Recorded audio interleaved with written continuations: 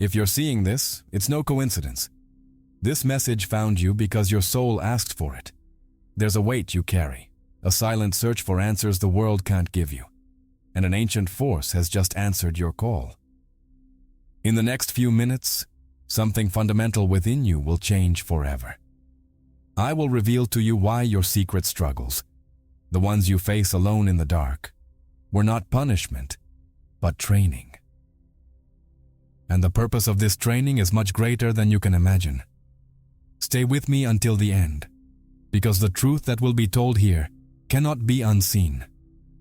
It will free you from a prison you never knew existed.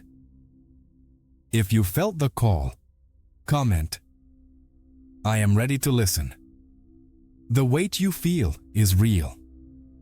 Before being a god, Thoth is the silent witness who sees beyond your mask. He doesn't observe the person you portray at work or the smile you force for others. He sees who you are in the quiet of your room, in the solitude of your car, staring into the mirror. He witnessed your naked truth, unfiltered and undisguised, and recorded every detail. He saw your sleepless nights, when the anguish was so physical, it stole your breath. He counted the times you choked back tears and said it was okay as your soul broke. Every silent scream, every held-back tear, and every battle fought in your mind were not written down as sins. They were recorded in the annals of your strength as irrefutable proof of your resilience.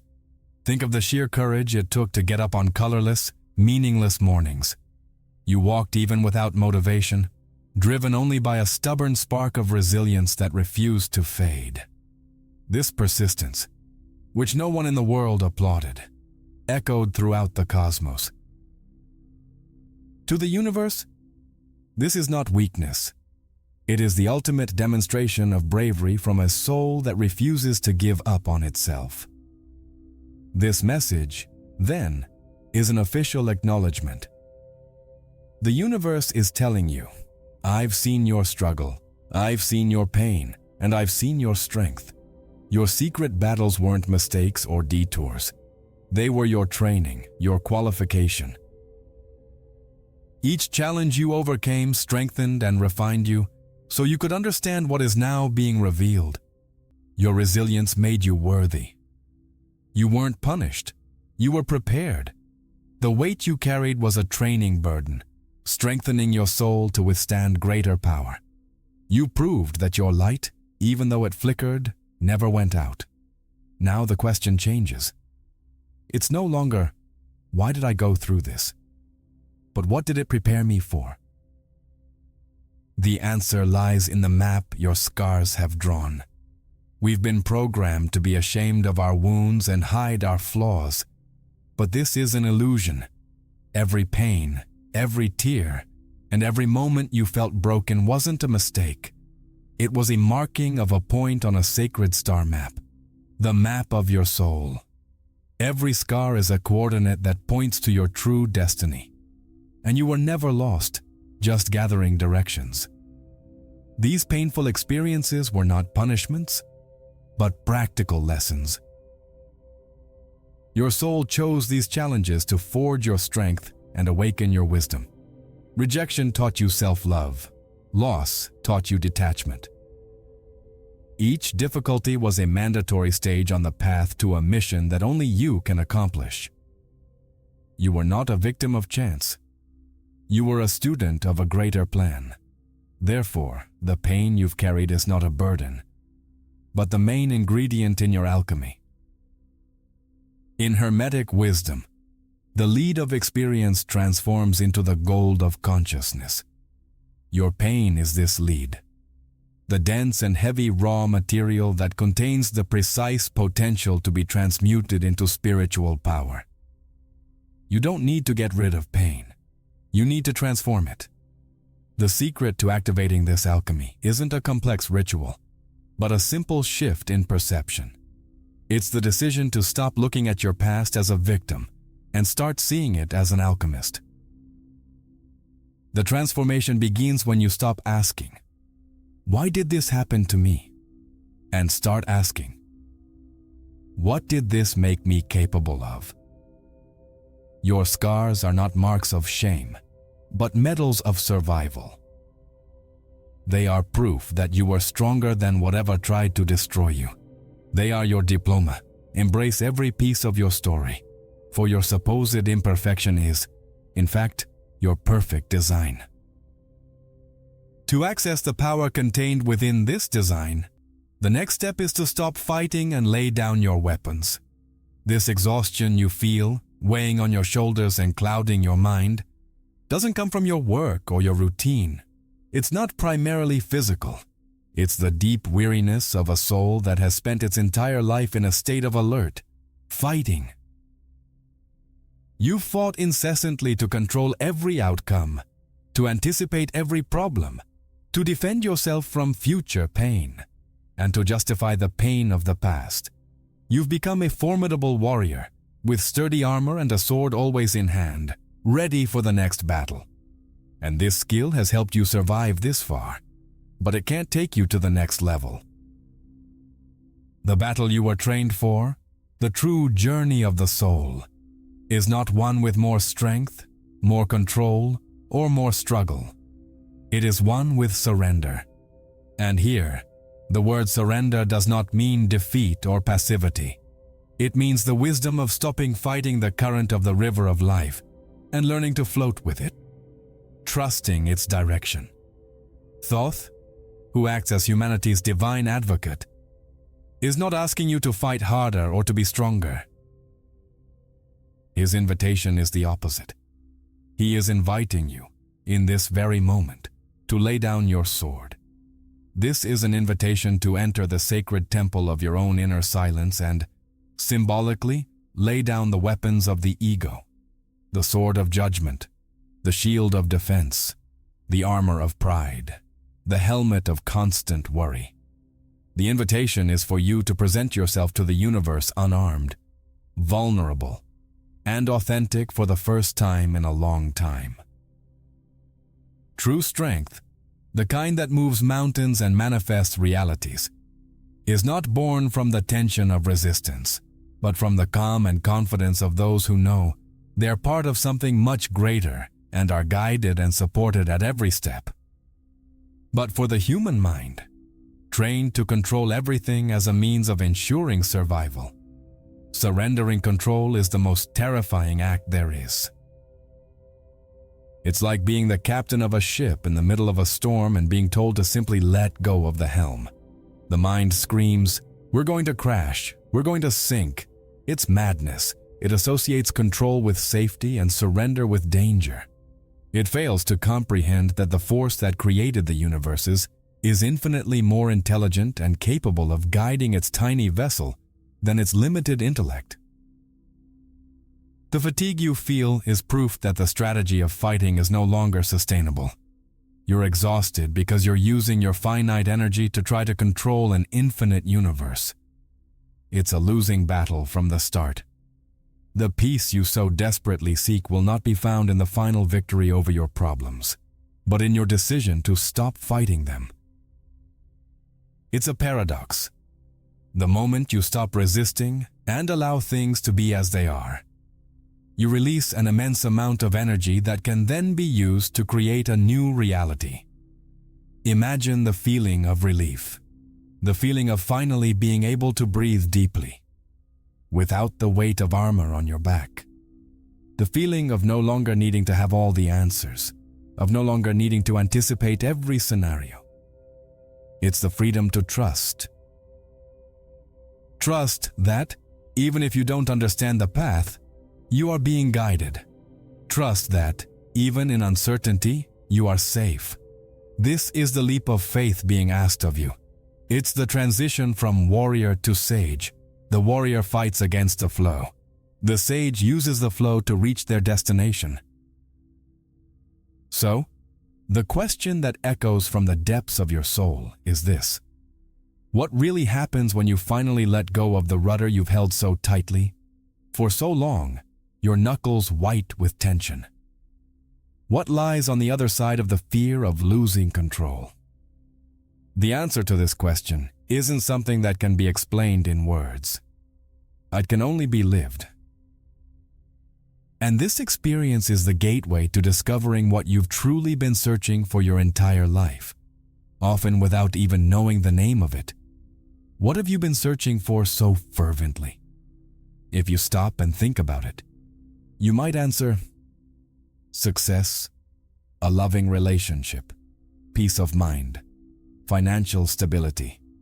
But these are just labels that the ego, your conditioned mind, places on a much older and deeper longing. These are the outward manifestations of an inner quest. The stark truth is that you're not seeking any of these things.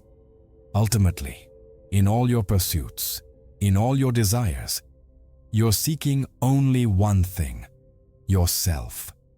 Your true self, complete and whole.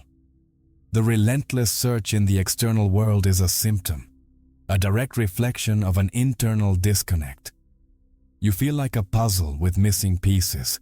You feel fragmented, divided between the countless roles you must play: professional, son, father, friend. Each role requires a different mask, a different energy, and at the end of the day, you feel exhausted and unsure of who you truly are beneath all these layers. This sense of fragmentation is the root of all suffering and all searching. You seek outside yourself the wholeness you believe you've lost within. But here's the revelation that Thoth, as the great guardian of cosmic memory, brings to you now. You're not seeking something you never had or lost along the way. You're simply trying to remember who you've always been since the beginning of time. Your true essence is one, complete, perfect, and eternally at peace. It has never been broken, never tarnished, never lost. It has simply been obscured by layers upon layers of conditioning, limiting beliefs, traumas, and false identities you've accumulated throughout your life. This constant feeling of something missing, this subtle emptiness that no external achievement can fill for long, is not a sign that you are incomplete or defective. On the contrary, it is the healthiest sign you could have. It is your inner compass, your soul, stubbornly and insistently pointing you home. It is a call to return to yourself. It is your true essence telling you, hey, I am here. Stop looking for me outside. Come back within. This emptiness is not a hole to be filled. It is a space to be inhabited. And the path back home, the path to this rediscovery, doesn't require a pilgrimage to distant lands, years of therapy, or the accumulation of more intellectual knowledge. While these things can help, the fundamental path is much simpler and, at the same time, much deeper. It requires only a shift in perception, a radical shift in how you see yourself and the world. It's the conscious decision to stop identifying with superficial layers and begin identifying with the silent, unchanging core of your being. You've been seeking happiness as an object to be found, but it's a state of being to be rediscovered. You've been seeking love as something to be received from another, but it's your very nature to be expressed. You've been seeking peace as the absence of external conflict, but it's your original condition, existing beneath the noise of your mind. The search ends the very moment you realize that the treasure you've been searching for the world over has always been held in the center of your own heart, patiently waiting for your return. This shift in perception is the master key that unlocks all doors. It's what allows you to stop rushing and start simply being. It's what transforms life from a tiring journey into a joyful dance. But for this perception to become your lived reality, you must first dismantle the greatest of all illusions that keeps you trapped in a cycle of suffering: the illusion of time. You must understand time not as the mind sees it, but as the universe operates. Your mind lives chained to two incredibly heavy anchors: anxiety about the future and regret about the past. These are the two currents that pull you away from the only place where life truly happens: the now. You spend your days mentally reliving yesterday's mistakes, missed opportunities and unspoken words, feeling the weight of guilt and shame. And when you're not tied to the past, your mind leaps to tomorrow, projecting fears, creating catastrophic scenarios, and worrying about problems that don't even exist yet. This incessant movement between yesterday and tomorrow is the main source of your exhaustion. Thoth, as the Lord of Time, does not measure it in hours, days, or years. For cosmic consciousness, time is not a straight line, but rather cycles of learning and expanding consciousness. And most importantly, he teaches that the only point of real power you possess, the only moment in which you can truly create, change, or choose, is this very moment, the now. The past is just a memory, a collection of electrical impulses in your brain. The future is just a projection, a fantasy of your imagination. Only the present is real. The pressure you feel from social timelines, the idea that you should be married, have a successful career, or have achieved certain milestones by a certain age, is a collective illusion. It's a man-made ruler that has absolutely no meaning in the grand cosmic scheme of your evolution. The shame you feel for your past choices is an anchor that prevents you from sailing into new waters.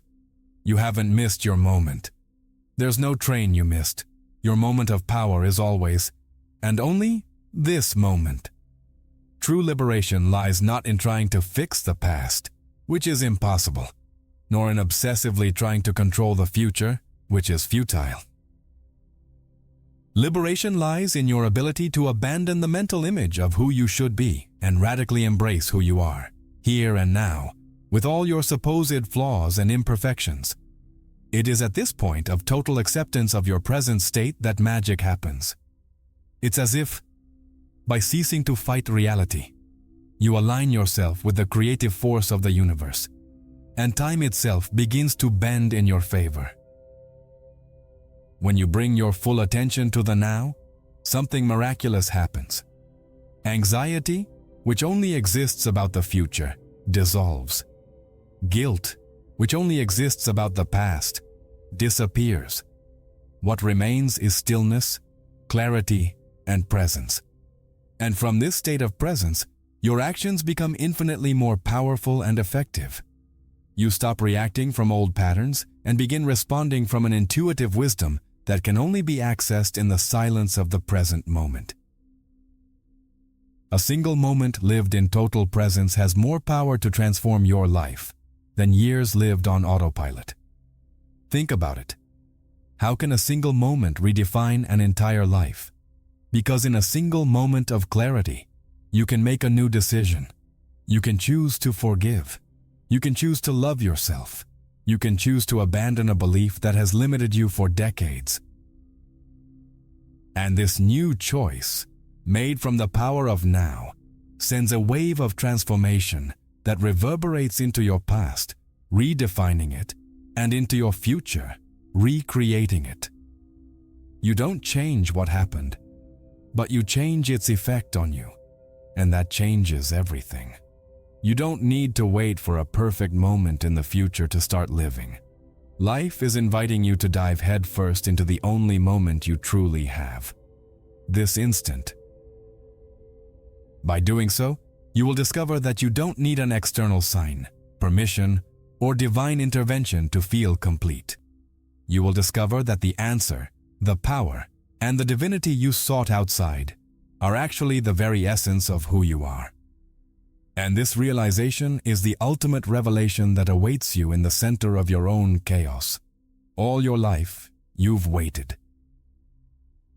You've waited for a sign from heaven, for a definitive answer, for divine intervention from outside to save you, fix you, or give you direction.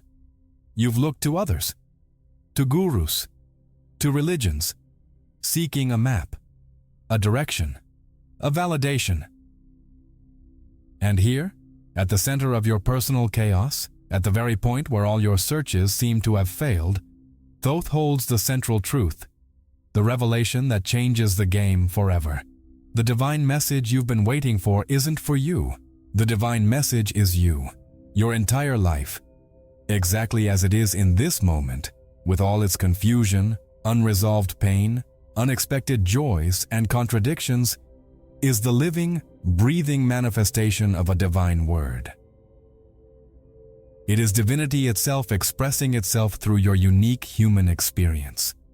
You never needed to be fixed because you were never broken.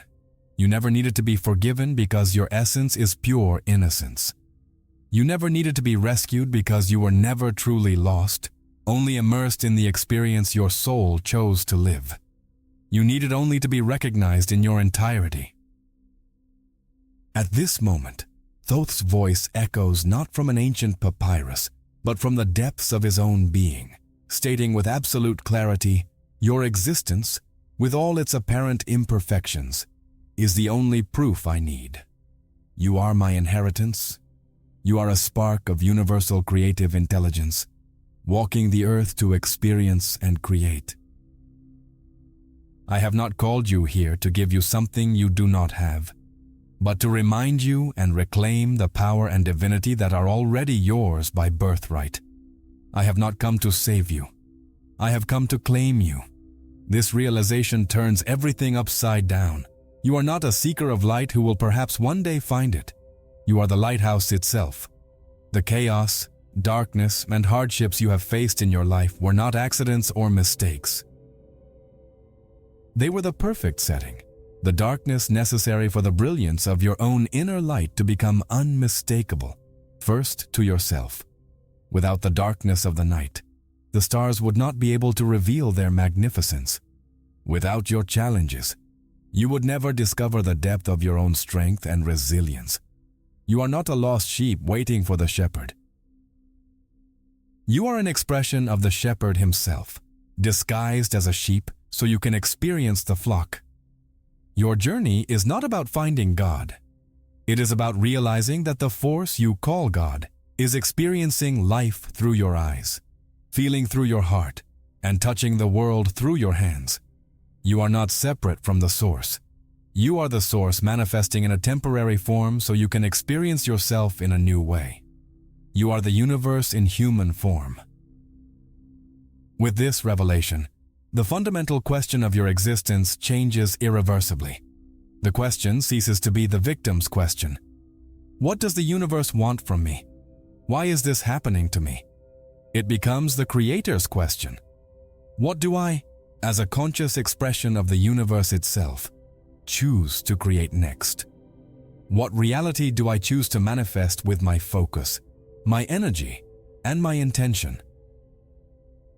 You cease to be a pawn on the chessboard of life and realize that you are the player, moving the pieces.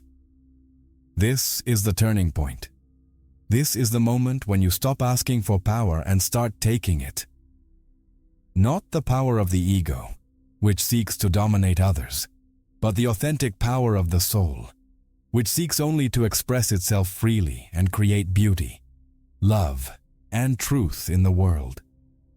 The chaos around you doesn't magically disappear, but it loses its power over you. It ceases to be a threat and becomes clay in your hands, the raw material with which you will begin to sculpt your new reality from a place of awareness, purpose, and power. Now that the truth has been revealed, the dynamics of the game change completely. The universe stops sending you endurance tests and begins to hand you the Creator's tools. The first and most powerful of these tools is not a mystical object or a complex secret, but something you already possess: your own presence. Where once there was a desperate craving for answers, the need to fill every second with noise and distraction, now the deep calm of observation can arise. It's a silent power, but it's the most transformative of all. It's your ability to simply be here, now, without the need to run away. Thoth teaches that by being fully present in the moment, you become an anchor point for divine order amidst the chaos of the world. Imagine a hurricane. At its center lies a point of absolute calm, the eye, By practicing presence, you become that I. Chaos may continue to swirl around you, life's demands, worries, fears, but they lose their power to drag you down. You stop being a leaf in the wind and become the tree itself, with deep roots in the reality of the now. Chaos doesn't need to be fought. It naturally reorganizes itself around a center of calm and stable awareness. Your conscious presence is the only true offering the universe asks for. It's not your sacrifices, your promises, or your penances. It's your mindfulness. Take a deep breath in this very moment. Feel the air moving in and out of your lungs. Feel the floor beneath your feet, the chair supporting you, the sounds around you. This seemingly banal act is your first exercise of conscious power. It's you saying to the universe, I am here, I am awake. It's the first step toward shaping your reality from within, instead of being constantly shaped and dragged by external circumstances. This power isn't aggressive, it's magnetic. When you're present, you radiate a frequency of peace and coherence. People feel it. Opportunities begin to appear in unexpected ways. Solutions to long-standing problems emerge as if from nowhere. This happens because, by being present, you move from the frequency of fear and scarcity to the frequency of creation and abundance. You align with the intelligent flow of the universe, which always seeks order and harmony. You stop swimming against the tide and allow it to carry you. The practice of presence is a daily practice. It starts with small things. When drinking coffee, feel the warmth of the cup, the aroma, the flavor. When walking, feel the movement of your body, the contact of your feet with the ground. Turn off autopilot. Every moment lived with presence is an act of rebellion against the matrix of distraction. It's you regaining control of your own consciousness, 1 second at a time. And this reclaiming of power is what prepares you for the next step. Creative action. Presence is the fertile soil. Action is the seed you plant. But how exactly does this seemingly passive presence transform into an active creative force? Transformation happens when your presence merges with your intention. When you are calm and centered in the now, your intention becomes a laser, focused and powerful. You are no longer wasting energy on worries and fears. All your life force is available to be directed toward whatever you choose to create. Presence gives you power, and intention gives direction. It is the combination of the calm of being with the clarity of desire. Before you act, you must first be. Before you do, you must connect with the source of your inner power. Presence is this connection. It's the act of plugging your consciousness into the universal energy socket. Without this connection, your actions are weak, reactive, and often counterproductive.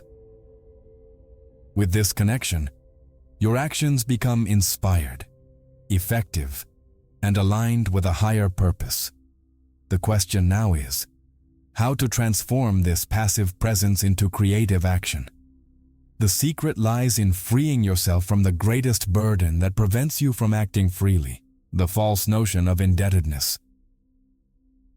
This newfound freedom, however, can only be fully utilized when you free yourself from one of the heaviest and most invisible chains that imprison you, the belief that you owe something. For a long time, perhaps your entire life, you've carried the weight of an imaginary debt on your shoulders, a debt to your parents for giving you life, a debt to society for having to live up to its expectations, a debt to an ideal of perfection you yourself created and have never been able to achieve. You've been running relentlessly, trying to pay off this phantom debt with your effort, your time, and your sacrifice. This feeling of being indebted is one of the Matrix's most subtle and effective tools to keep you stuck on the hamster wheel. It generates guilt, shame, and a feeling of not being good enough.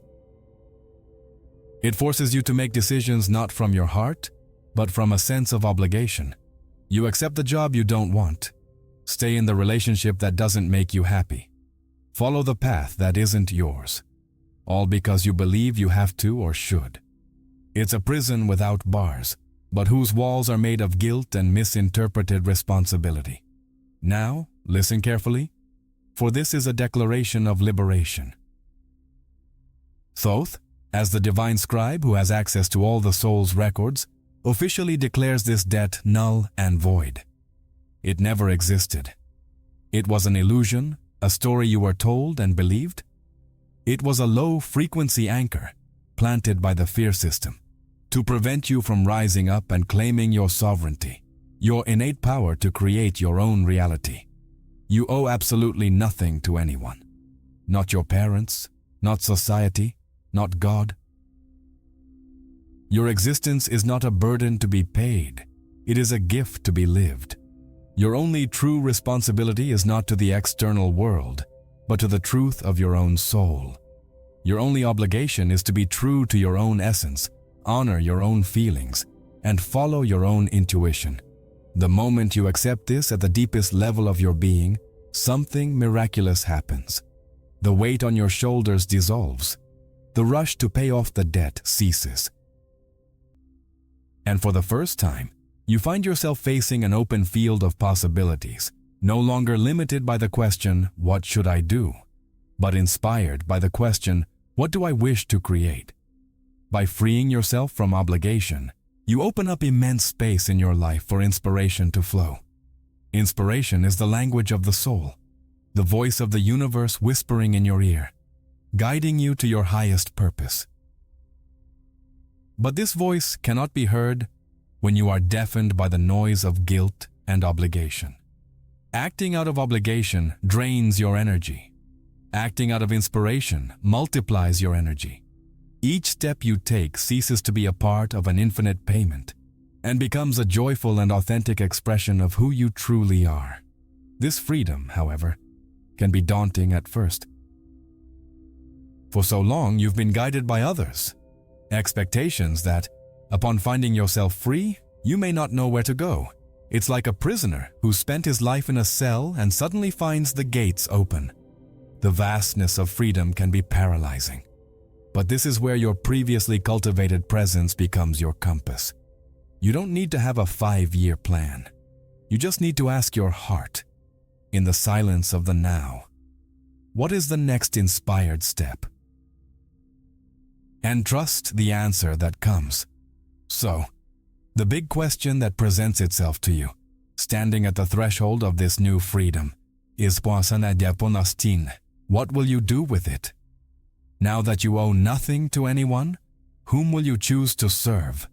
Now that you no longer need to prove your worth, how will you choose to express it? This freedom is not for inertia, but for conscious creation. And to navigate this new territory, you will realize that the dynamics of guidance have also changed. You no longer need someone to show you the way, but someone to walk alongside you as you create it.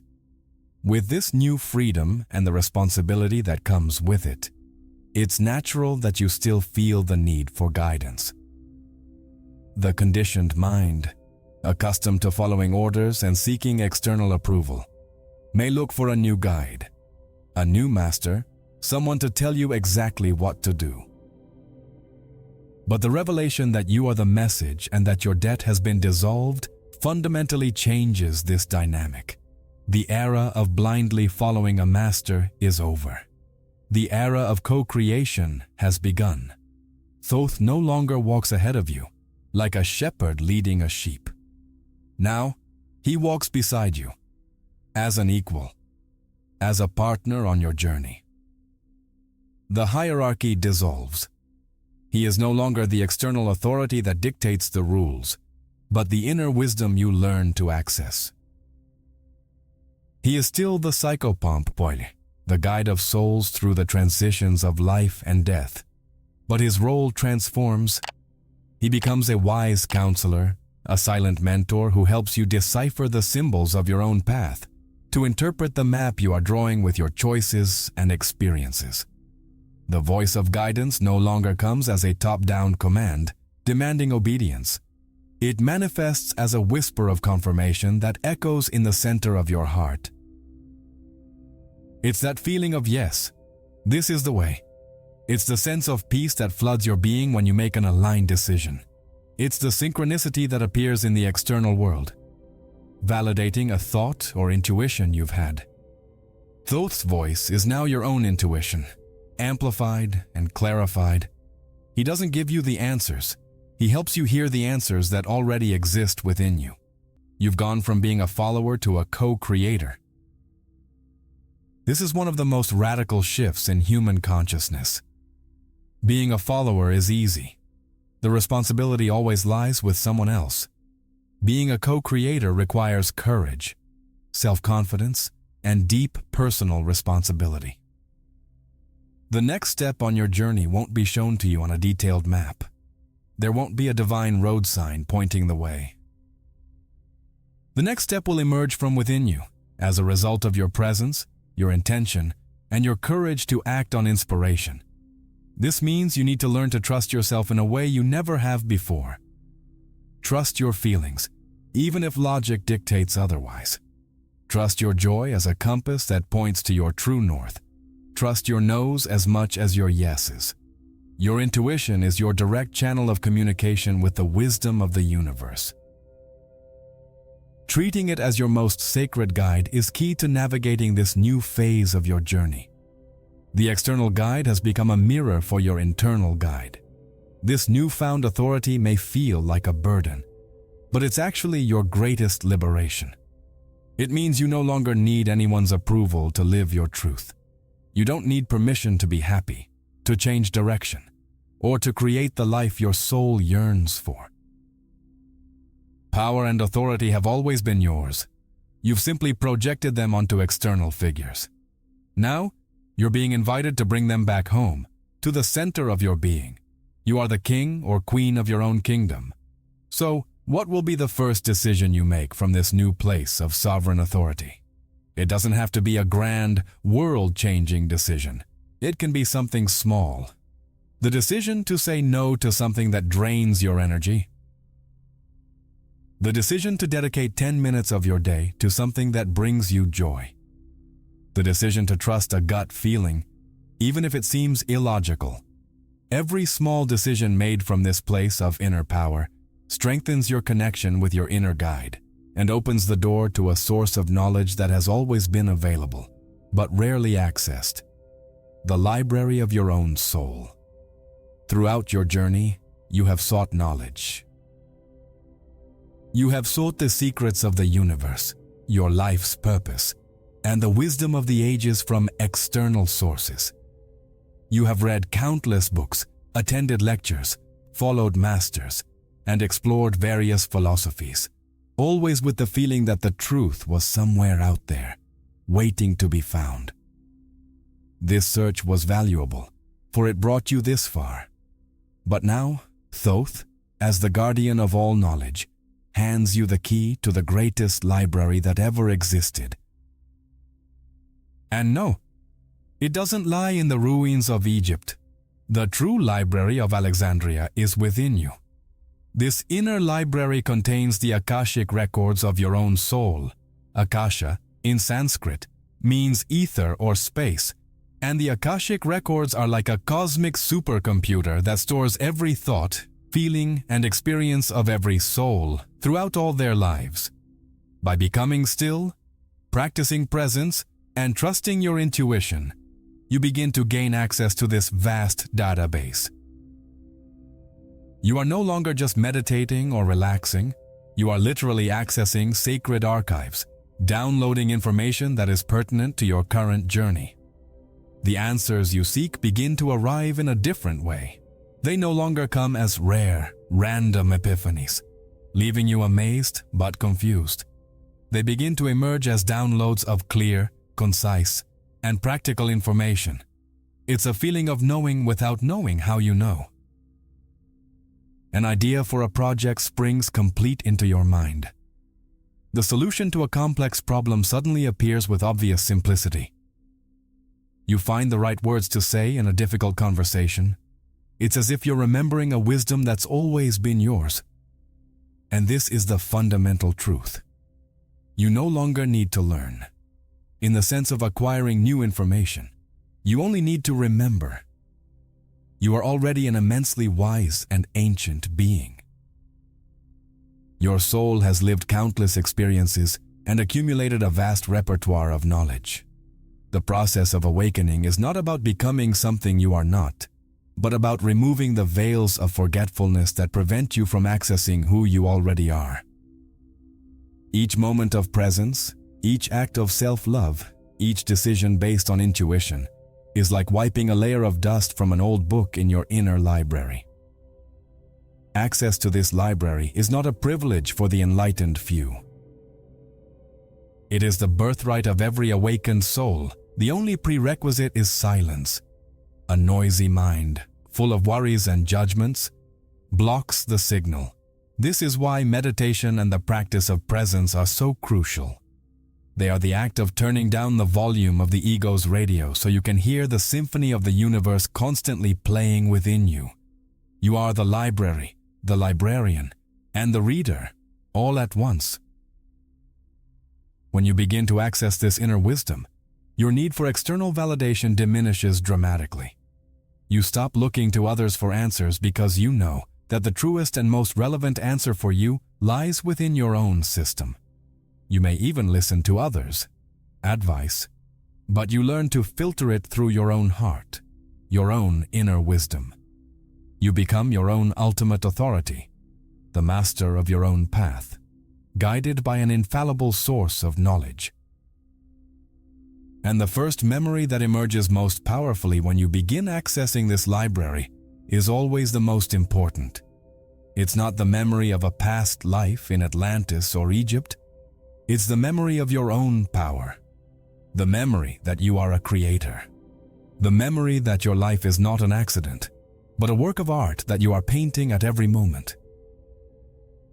And this memory leads you directly to picking up the artist's most important tool, the pen with which you write the script of your own life.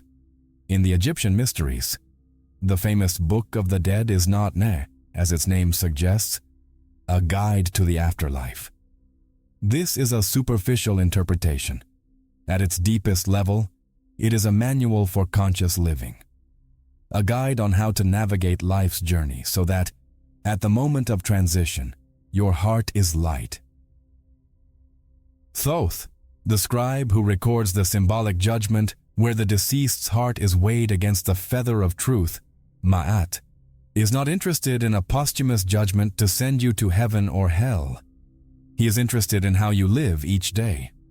The great revelation contained in this teaching is this: the sacred book, the record that matters, is your own life, and the pen, the tool with which history is written, has always been in your hand.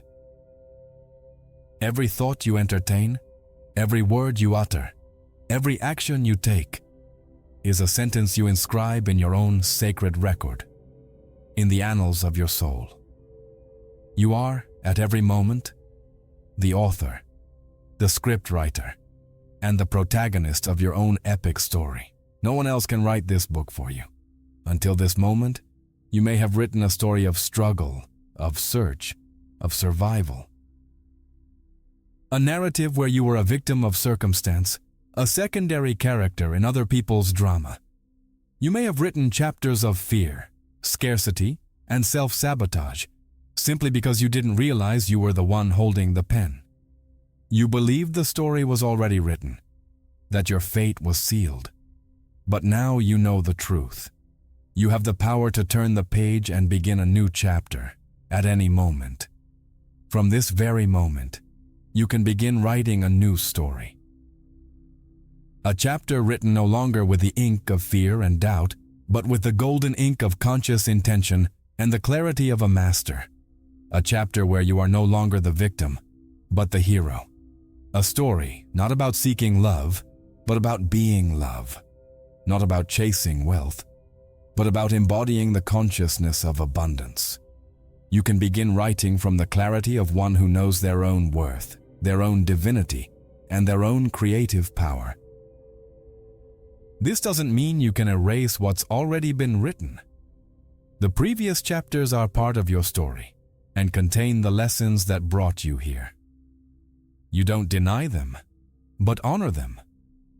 You reread them with compassion, understanding that the protagonist was doing the best they could with the level of awareness they had at the time. And then, with this acceptance, you turn the page with gratitude and pick up the pen with new determination. You are free of the past, not because it has disappeared, but because it no longer dictates what you write next. What will the first sentence of your new chapter sound like? Will it be a declaration of freedom, an affirmation of power, a vow of self-love? The beauty of this is that the choice is entirely yours. From today onward, I choose peace. From today onward, I am the creator of my reality. From today onward, I allow myself to be happy. Each sentence written with intention and feeling sends a clear command to the universe, which immediately begins rearranging reality to match the new story you are telling. You become a master of manifestation. To write this new chapter, you will use the most powerful tool of creation, the word. But not just the written or spoken word, thought, intention, vibration. You will learn to harness the power of the word, the primordial creative force that gave rise to all that exists. You will realize that, as you align with your true nature, your words gain a weight and strength they never had before, becoming decrees that shape the fabric of reality. At the beginning of all cosmologies, of all sacred traditions, lies a fundamental concept. In the beginning, there was the word, the sound, the creative word. A primordial vibration that emerged from silence and shaped the entire universe, from the most distant galaxies to the smallest speck of dust. This is not a mere poetic metaphor. It is a description of a physical and metaphysical law. Everything that exists is energy in different states of vibration. By receiving, understanding, and integrating this message from Thoth, you consciously realign yourself with this primordial creative frequency. Your words, which before might have been used carelessly, to complain, gossip, or express fear, begin to take on new weight, a new energetic density, a new creative force. What was once merely a vague wish, a hope floating in the air, now, when spoken with the focused intention of a conscious creator, becomes a decree, a vibrational command sent into the quantum field. The difference between a wish and a decree is the consciousness of the one issuing it. Desire comes from lack. A decree comes from certainty. Thoth's invitation, at this stage of your journey, is for you to become a keen observer of your own speech, both internal and external. Pay attention to what you say about yourself, your life, and the world. Are you using your words to describe and reinforce the reality you no longer want? Or are you using your words to call into existence the reality you wish to create? Do you say, "I'm always tired," or "I'm cultivating my vital energy"? Do you say, "It's hard to make money," or "I'm a magnet for abundance"? You need to understand that you are a living channel of the Creator Word. Every word that comes out of your mouth is a spell you cast over your own life. Most people live in a state of negative self-hypnosis, constantly repeating spells of limitation and scarcity, and then wonder why their lives don't change. Breaking this trance is one of the most powerful acts of liberation. Begin to speak as the divine being you are remembering yourself to be. Not with arrogance or ego, but with the quiet, calm authority of someone who knows the universe is listening attentively to every word. This also applies to your inner dialogue, which is even more powerful. The thoughts you hold in your mind are the matrix of your external reality. If your mind is a garden, each thought is a seed. You can plant seeds of doubt, fear, and resentment, or you can plant seeds of trust, love, and gratitude. The choice is yours in every moment. Tending your mental garden, pulling out the weeds of negative thinking and nurturing the flowers of positive thinking becomes your primary spiritual practice. When you align your thoughts, words, and feelings in the same direction, you become a force of nature. You create a vibrational resonance so powerful that the universe has no choice but to deliver you a reality that matches that vibration. This isn't magic, it's physics. It's the law of attraction in its purest form. You stop trying to change the outside world and focus on becoming the vibration of the reality you wish to experience. The external world then transforms as an inevitable reflection. This power of words is sacred. Use it wisely, lovingly, and clearly. Use it to bless your life, to uplift others, to speak your truth, and to co-create a more beautiful world. By doing so, you are not only changing your own life, you are contributing to the elevation of consciousness across the planet. And this conscious connection with creative power is not something you need to seek or activate every day.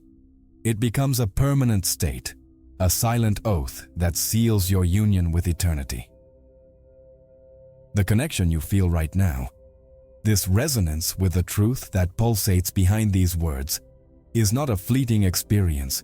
It's not an emotional high that will disappear tomorrow, leaving you back in the same old rut. What's happening here is the reaffirmation of an oath, a silent, eternal pact between your individual soul and the source of all wisdom, the universal consciousness we call Thoth. This pact was never broken, only forgotten. And now, it is being brought back to your conscious memory. Thoth, as the embodiment of divine intelligence, will not abandon you after you finish reading this text. His message doesn't end here. On the contrary, it deepens. It ceases to be an external communication and becomes a permanent background frequency in your life. It will be a constant reminder, a subtle hum in your consciousness, reminding you of your true nature, your power, and your purpose, especially in those moments when old fear programming tries to pull you back. You will no longer need to desperately seek external signs, asking the universe to show you a white feather or a repeating number to prove you're on the right path. The sign will no longer be external. It will be internal. The sign will be the inexplicable peace that settles in your heart, even in the midst of a challenging situation. The sign will be the sudden clarity that dawns on your mind, showing you the solution to a problem. The sign will be the strength and vitality you feel in your bones, even when the world tells you you should be tired. This connection is your divine inheritance. It's your birthright, now being fully reactivated. It's like a radio station that has always been broadcasting, but your radio was tuned to another frequency, the frequency of the ego's noise and static. Now, you've learned to turn the dial, to tune into the frequency of your soul. And once you know where that station is, you can return to it whenever you want, simply through your intention, your breath, your presence. This oath means you are never alone. Even in moments of greatest doubt or loneliness, this connection remains. Thoth's wisdom becomes your constant companion, your inner counselor, your inexhaustible source of strength and guidance. You learn to communicate with this intelligence, not with words, but with feelings and intentions. You present a problem in your heart before you fall asleep and wake with the solution clear in your mind. You ask for strength and feel a surge of energy course through your body. Communication becomes direct and instantaneous. This pact is sealed not with blood or promises, but with consciousness. It is your own awakened consciousness that activates and sustains this connection. The more present and aware you are, the stronger and clearer the communication will be. It is a divine partnership, a dance between the finite and the infinite, the human and the divine, taking place within you. You are no longer a human being seeking a spiritual experience. You are a spiritual being fully aware of your human experience.